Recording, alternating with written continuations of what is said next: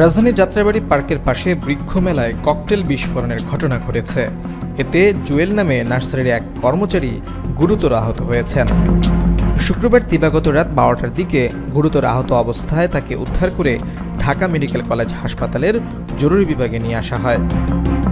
জুয়েলকে হাসপাতালে নিয়ে আসেন তার ভাইরা শাকিল।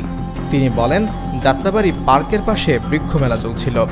এ সময় জুয়েল কাজ করার সময় হঠাৎ ককটেল বিস্ফোরণ ঘটে। জুয়েল সহ আরও বেশ কয়েকজন আহত হয়েছেন।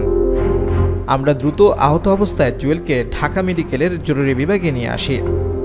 বর্তমানে তার চিকিৎসা চলছে। আহত অন্যরা কোথায় চিকিৎসা নিচ্ছেন সে বিষয়ে বলতে পারি না। আমরা শুধু জুয়েলকে নিয়েই চলে এসেছি।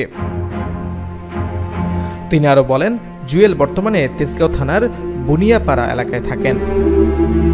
ঢাকা মেডিকেল কলেজ হাসপাতালের পুলিশ ক্যাম্পের ইনচার্জ পরিদর্শক মোহাম্মদ ফারুক বলেন, যাত্রাবাড়ির বৃক্ষমেলা থেকে ককটেল বিস্ফোরণে আহত একজন জরুরি বিভাগে চিকিৎসা নিচ্ছেন।